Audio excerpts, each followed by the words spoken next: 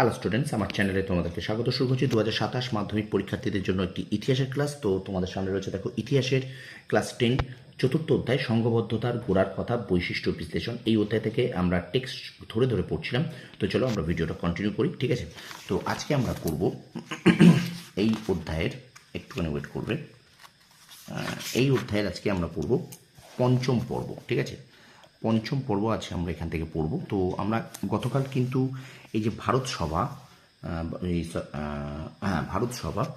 ভারত সভার থেকে কিন্তু আমরা এই পর্যন্ত পড়েছিলাম চতুর্থ পর্ব, এবং আজকে আমরা পঞ্চম পর্ব শুরু করব। দেখো ভারত সভার উদ্দেশ্য কী। তো ভারত সভার উদ্দেশ্য দেখো, ভারতীয়দের মধ্যে ব্রিটিশ বিরোধী জনমত গঠন করা। এগুলো একটু মনে রাখবে তোমরা, বিবৃতিতে কিন্তু পড়তে পারে। জাতি, বর্ণ, ধর্ম নির্বিশেষে ভারতবাসীকে ঐক্যবদ্ধ করা, দেশবাসীর মধ্যে সাম্প্রদায়িক সম্প্রীতি গড়ে তোলা, সর্বোপরি ভারতীয়দের সরকার বিরোধী গণ আন্দোলন উদ্বুদ্ধ করা, ঠিক আছে? এইগুলো কিন্তু তোমরা জাস্ট পড়ে রাখবে। এখানটা কিন্তু তোমাদের দিবেন, তোমাদেরকে কী দেবে, এগুলো কিন্তু তোমাদের বিবৃতিতে দিতে পারে, ঠিক আছে? তারপর দেখো ভারত সভা প্রতিবাদ আন্দোলন।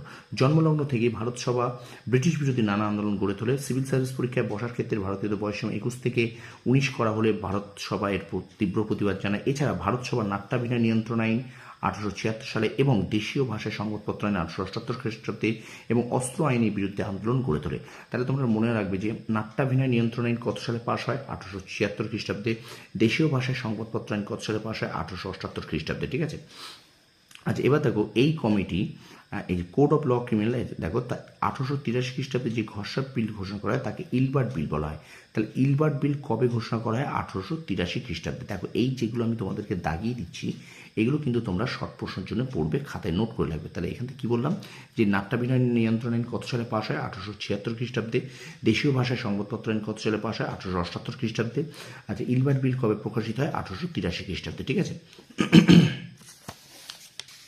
আচ্ছা দেখো, ইলবার্ট বিলে কী থাকে? এতে ভারতীয় বিচারপতিদের ইংরেজ আসামিদের বিচার করার অধিকার দেওয়া হয়। এটা তোমরা একটু মনে রাখবে যে ইলবার্ট বিলে কী দেওয়া ছিল না, ইলবার্ট বিলে দেওয়া ছিল ভারতীয় বিচারপতিদের ইংরেজ আসামিদের বিচার করার অধিকার দেওয়া হয়। ইংরেজরা তা মেনে নেয়নি, ফলে বিচারপতি জো ব্রানসনের নেতৃত্বে গঠিত হয় ডিফেন্স অ্যাসোসিয়েশন, এবং তারা ইলবার্ট বিলের বিরোধিতা করে পথে নামেন। হোয়াইট মিউটিনি বা শ্বেতাঙ্গ বিদ্রোহ নামে পরিচিত।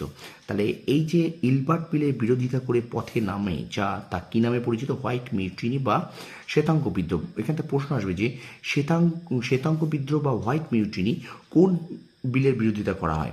ঠিক আছে, এটা কিন্তু ইলবার্ট বিলের বিরোধিতা করে এই বিদ্রোহটা করা হয়, ঠিক আছে? এরপর দেখো অন্যান্য ভূমিকা দেখো, 1883 খ্রিস্টাব্দে ভারত সভার উদ্যোগে কলকাতা টাউন হলে একটি সর্বভারতীয় সভা আহত হয়। এই সভার সভাপতি হন রামতনু লাহিড়ী। তাহলে 1883 খ্রিস্টাব্দে ভারত সভার উদ্যোগে কলকাতা টাউন হলে একটি সর্বভারতীয় সভা আয়োজিত হয়। দেখো যে 1883 সালে সর্বভারতীয় সভার সভাপতিত্ব কে করেন? না, রামতনু লাহিড়ী করেন। বা 1883 খ্রিস্টাব্দে কাদের উদ্যোগে বা কোন প্রতিষ্ঠানের উদ্যোগে একটি সর্বভারতীয় সভা করা হয়? না, ভারত সভার উদ্যোগে, ঠিক আছে? সবাই ভারতের নানান প্রান্তের শতাধিক ব্যক্তি যোগদান করেন। এই সম্মেলনে জাতীয় তহবিল গঠিত হয়। তাহলে আনন্দমোহন বসু, এটি ছিল ভারতের জাতীয় পার্লামেন্টের প্রথম পদক্ষেপ। এবার চলো আমরা চলে যাবো 1858 খ্রিস্টাব্দে। 1885 খ্রিস্টাব্দে 28 ডিসেম্বর অ্যালান অক্টোভিয়ান হিউম জাতীয় কংগ্রেসের জনকের উদ্যোগে মুম্বাই উমেশচন্দ্র বন্দ্যোপাধ্যায়ের সভাপতিত্বে ভারতের জাতীয় কংগ্রেস প্রতিষ্ঠিত হয়। তাহলে এটা মনে রাখবে যে জাতীয় কংগ্রেসের জনক কাকে বলা হয়? না, জাতীয় কংগ্রেসের জনক বলা হয় কিন্তু অ্যালান অক্টোভিয়ান হিউমকে। আচ্ছা, জাতীয় কংগ্রেসের প্রথম সভার সভাপতিত্ব কে করেন? না, জাতীয় কংগ্রেসের প্রথম সভার সভাপতিত্ব করেন না উমেশচন্দ্র বন্দ্যোপাধ্যায়। জাতীয় কংগ্রেসের প্রথম সভা কোথায় হয়? মুম্বাইতে হয়। এই দেখো, এখান থেকে এইটুকু যে দাগিয়ে দিয়েছি না, এখান থেকে কিন্তু অনেকগুলো শর্ট প্রশ্ন কিন্তু তোমাদের এখানে আছে, ঠিক আছে? তো আরেকবার দেখো, আরেকটা জিনিস, জাতীয় কংগ্রেস কত সালে প্রতিষ্ঠিত হয়?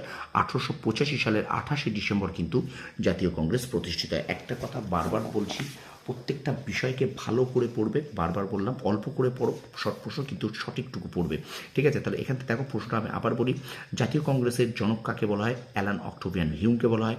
জাতীয় কংগ্রেস কত সালে প্রতিষ্ঠিত হয়? 1885 সালের 28 ডিসেম্বর প্রতিষ্ঠিত হয়। জাতীয় কংগ্রেসের প্রথম অধিবেশন সভাপতিত্বের কে করেন বা জাতীয় কংগ্রেস প্রতিষ্ঠার সময় সভাপতি কে ছিলেন? উমেশচন্দ্র বন্দ্যোপাধ্যায়। ভারতীয় জাতীয় কংগ্রেস কোথায় প্রতিষ্ঠিত হয়?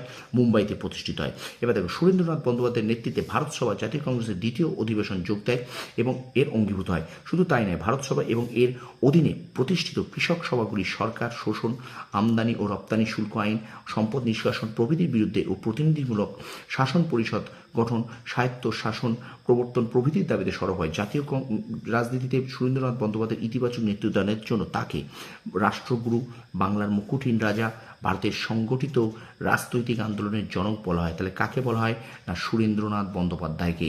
ঠিক আছে, তাহলে এখান থেকে প্রশ্ন দেবে, কাকে রাষ্ট্রগুরু বলা হয়? সুরেন্দ্রনাথ বন্দ্যোপাধ্যায়কে রাষ্ট্রগুরু বলা হয়। কাকে বাংলার মুকুটহীন রাজা বলা হয়? সুরেন্দ্রনাথ বন্দ্যোপাধ্যায়কে বাংলার মুকুটহীন রাজা বলা হয়। কাকে ভারতের সংগঠিত রাজনৈতিক আন্দোলনের জনক বলা হয়? সুরেন্দ্রনাথ বন্দ্যোপাধ্যায়কে ভারতীয় সংগঠিত রাজনৈতিক আন্দোলনের জনক বলা হয়। ঠিক আছে, এবার চলো আমরা চলে যাব হিন্দু মেলা। দেখো, হিন্দু মেলা সম্পর্কে পণ্ডিত রাজনারায়ণ বসু এবং নবগোপাল মিত্র 1867 খ্রিস্টাব্দে চৈত্র সংক্রান্তিতে কলকাতায় চৈত্র মেলা নামে একটি হিন্দুত্ববাদী প্রতিষ্ঠান গড়ে তোলেন। তাহলে এখানে মনে রাখবে যে চৈত্র মেলা কে গঠন করে? পণ্ডিত রাজনারায়ণ বসু ও নবগোপাল মিত্র। কত সালে? 1867 খ্রিস্টাব্দে। ঠিক আছে, এটা কিন্তু মনে রাখবে। আচ্ছা, চৈত্র মেলার প্রথম সম্পাদক, এর মানে চৈত্র মেলার প্রথম সম্পাদক কে ছিলেন? গণেন্দ্রনাথ ঠাকুর এবং সহ সম্পাদক কে ছিলেন? নবগোপাল মিত্র। এর অন্যতম উদ্যোক্তা ছিলেন দ্বিজেন্দ্রলাল ঠাকুর। আচ্ছা, 1870 খ্রিস্টাব্দে এই মেলার নাম হয় হিন্দু মেলা। ঠিক আছে, এইটাকে তোমরা কিন্তু মনে রাখবে। দেখো, এখান থেকেও কিন্তু প্রচুর প্রশ্ন আছে। আমি তোমাদেরকে আরেকবার বলে দিচ্ছি যেখান থেকে কী কী প্রশ্ন আসবে। না, চৈত্র মেলা কত সালে প্রতিষ্ঠিত হয়? চৈত্র মেলা 1867 খ্রিস্টাব্দে প্রতিষ্ঠিত হয়। চৈত্র মেলা কে সংগঠনটি কারা তৈরি করেন বা কে তৈরি করেন? পণ্ডিত রাজনারায়ণ বসু ও নবগোপাল মিত্র। আচ্ছা, চৈত্র মেলার প্রথম সম্পাদক কে ছিলেন? গণেন্দ্রনাথ ঠাকুর। চৈত্র মেলার প্রথম সহ সম্পাদক কে ছিলেন? নবগোপাল মিত্র। আচ্ছা, চৈত্র মেলার অন্যতম উদ্যোক্তা কে ছিলেন? দ্বিজেন্দ্রনাথ ঠাকুর। আচ্ছা, কবে চৈত্র মেলা নাম হিন্দু মেলা হয়? কবে চৈত্র মেলার নাম হিন্দু মেলা হয়? 1870 সালে কিন্তু চৈত্র মেলার নাম হিন্দু মেলা হয়। তাহলে চৈত্র মেলা গঠিত হয় 1867 সালে, তার 3 বছর পরে কিন্তু চৈত্র মেলা হিন্দু মেলা নাম নেয়। ঠিক আছে, এবার উদ্দেশ্য দেখো, এই উদ্দেশ্যগুলো একটু করে ভালো করে পড়বে, আমি আর এই উদ্দেশ্যটা পড়ছি না। ঠিক আছে, এটা ভালো করে পড়বে। এবার দেখো এখান থেকে কী কী আছে দেখো। আচ্ছা, হিন্দু মেলার অন্যতম পৃষ্ঠপোষক নবগোপাল মিত্র ছিলেন একজন নির্ভেজাল জাতীয়তাবাদী নেতা। সে কারণে তিনি তার প্রবর্তিত প্রতিটি প্রতিষ্ঠানের নামের আগে ন্যাশনাল বা জাতীয় কথাটি ব্যবহার করতেন।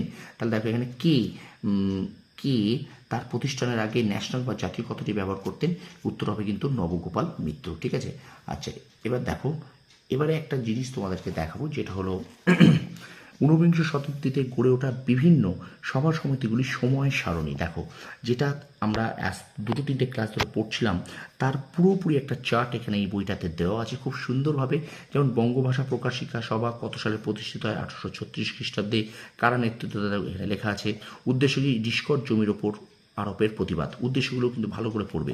আচ্ছা, জমিদার সভা কত সালে প্রতিষ্ঠিত হয়? 1838 খ্রিস্টাব্দে প্রতিষ্ঠিত হয়।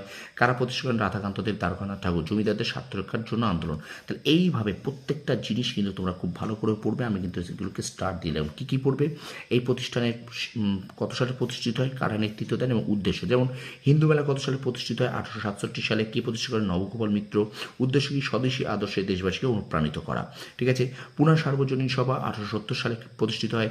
মহাদেব গোবিন্দ রানারের প্রতিষ্ঠাতা। দমনমূলক অস্ত্র আইন ও সংবাদপত্র আইনের বিরুদ্ধে আন্দোলন গড়ে তোলা। ঠিক আছে, এইভাবে কিন্তু তোমরা এইগুলোকে পড়বে। ঠিক আছে, তো এই পর্যন্ত আজকে আমরা 5ম পর্ব শেষ করলাম। ঠিক আছে, তো আরও একবার আমি প্রশ্নগুলোকে একটু বলে দিচ্ছি। ইন্ডিয়ান লীগ কত সালে প্রতিষ্ঠিত হয়? 1875 খ্রিস্টাব্দে প্রতিষ্ঠিত হয়। ঠিক আছে, কে প্রতিষ্ঠা করেন? শিশির কুমার ঘোষ, অনন্ত Kumar Ghosh.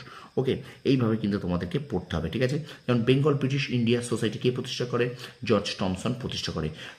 Bengal British India society কত সালে প্রতিষ্ঠিত হয়? 1843 সালে প্রতিষ্ঠিত হয়। সুতরাং এই চারটাকে তোমরা কিন্তু অবশ্যই একটুখানি স্ক্রিনশট করে খাতায় এইভাবে লিখে নেবে। ঠিক আছে, ঠিক আছে, ওকে। তো ভিডিওটা কেমন লাগলো অবশ্যই কমেন্ট সেকশনে কমেন্ট করে জানাবে। আর আমার চ্যানেল যারা নতুন আছে অবশ্যই চ্যানেলটা সাবস্ক্রাইব করো, পাশে থাকা বেল আইকন প্রেস করে রাখো। তোমরা সফল হও, তোমাদের সাফল্য কামনা করি। ধন্যবাদ।